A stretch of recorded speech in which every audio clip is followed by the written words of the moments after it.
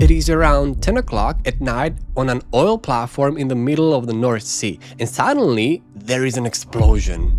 A serious one. Now, obviously that is already a huge emergency, but at this point you can still imagine that maybe the crew can isolate the damaged area, get the fire under control and start evacuating people.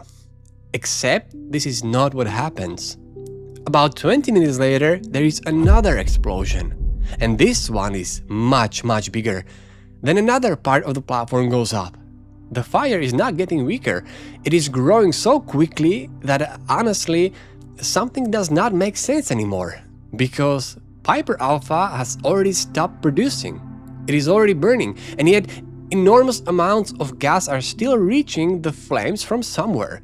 So where is all that fuel coming from? And why, with the whole platform clearly on fire, is nobody able to shut it off? This was Piper Alpha, around 190 kilometers from the coast of Scotland. More than 200 men were on the platform that evening, and for most of the day everything had been pretty normal. People were doing maintenance, shifts were changing, equipment was being checked, you know, the usual work that happens on a large industrial platform every day. But there was one pump that was not ready to be used. And the problem was not really the pump itself. Well, not exactly. The Piper Alpha had two pumps that moved a very light and extremely flammable liquid called condensate. We can just call them Pump A and Pump B. During the day, workers had been doing maintenance connected to Pump A. They had removed one of its pressure safety valves. Now, once you remove something like that, you obviously cannot leave an open hole in a pressurized pipe. So they temporarily covered the opening with a flat metal plate. And that was fine for the moment. The pump was not running, the work was supposed to continue later, and everybody on the day shift understood that Pump A should not be started. Then the shift changed. And this is where the information began to fall apart. It was not like nobody had written anything down. There was paperwork. There were work permits. The problem was that the permit explaining the missing safety valve was kept separately from the information about the pump itself. So when the night crew came in, they did not really get the whole story. They knew there had been work around Pump A, but they did not understand that a safety valve was missing and that only a temporary plate was covering the opening. And for a while that did not matter. Pump B was still working. Then, later that evening, Pump B suddenly stopped. Now the operators had a real problem because they needed to keep the process running, and the obvious backup was Pump A. They checked what they could see. From their point of view, the pump looked available. Nobody told them, do not touch this, a major safety component has been removed. So they started it. And almost immediately, pressure began building behind that temporary metal plate. The plate was never meant to hold the system under normal operating conditions. The connection began leaking. But this was not necessarily some huge visible stream of liquid pouring across the floor. The escaping condensate formed a flammable cloud. And somewhere inside that module, the cloud found something hot enough to ignite it. At around 10 o'clock, Piper Alpha exploded. The first blast damaged the platform and started several fires. People were trying to understand what had happened, where they were supposed to go, and whether the situation could still be controlled. Some men moved toward the accommodation area because that was where they expected instructions or rescue. Others were trying to reach evacuation points. And at this stage, terrible as it was, the disaster was still mostly connected to Piper Alpha's own equipment. Then the first major pipeline ruptured. And this is the moment when the fire became something completely different. Piper Alpha was connected to another offshore platforms through large pipelines.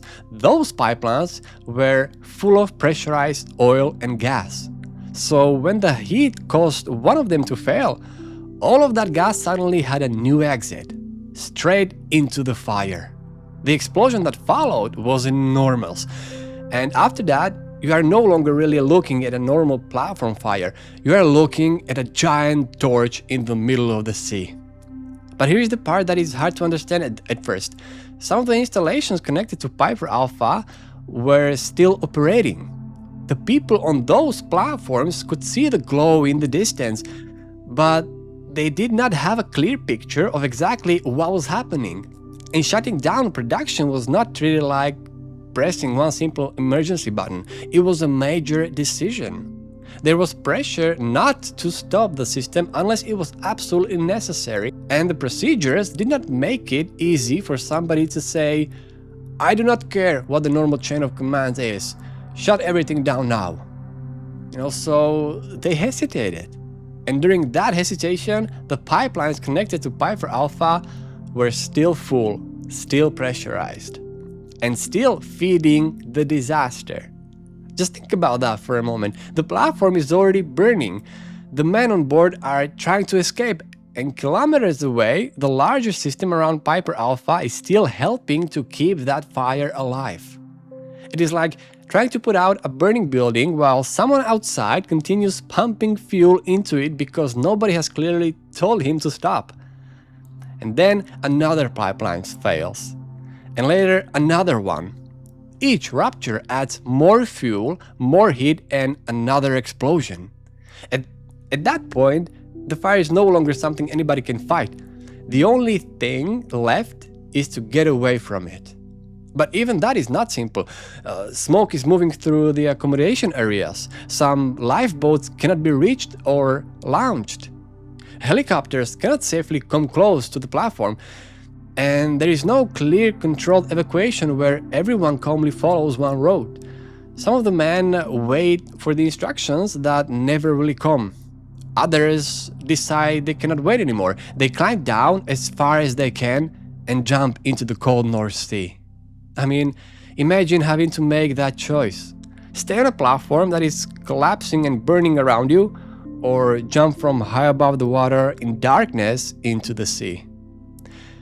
By the end of the night, 167 people had lost their lives. And afterward, it would have been very easy to point at the operator who started Pump A and say, "There, that is the mistake." But that explanation is far too comfortable because the operator did not know the safety valve was missing. He was not told. The system that was supposed to carry that information from one shift to the next did not do its job. And even after the first mistake, there should have been other chances to stop the disaster from growing. The first leak should not have destroyed the whole platform. The first explosion should not have allowed fire to spread so easily. A burning platform should have been isolated quickly from the pipelines around it.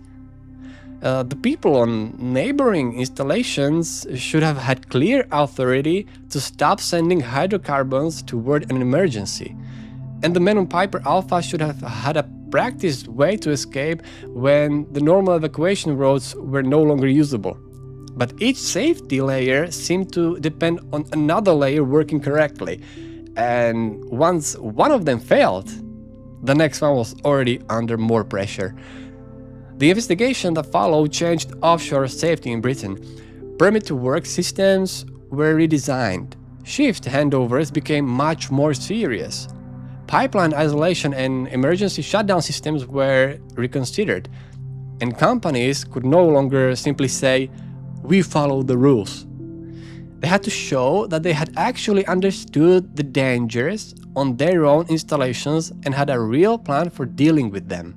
And, that is what makes Piper Alpha so disturbing. The beginning feels almost ridiculously small. One pump needed maintenance. One valve had been removed. One shift knew that. The next shift did not. That is all it took to begin the chain. But that small mistake did not kill 167 people by itself. The disaster became unstoppable because after the fire started, the system around Piper Alpha kept joining in. One damaged model, then a pipeline, then another pipeline, then the evacuation system. Each new failure made the previous one much worse. The first explosion was terrible, but it was not yet the whole disaster. The real point of no return came when Piper Alpha was already burning. Everybody could see it, and the fuel still kept coming. If you want to keep uncovering stories like this with me, subscribe to Failure Atlas. And tell me in the comments, where do you think the disaster could still have been stopped? During the maintenance handover? Or after the first explosion? Or on the connected platforms that kept the pipelines running? Thank you for watching, and see you in the next one.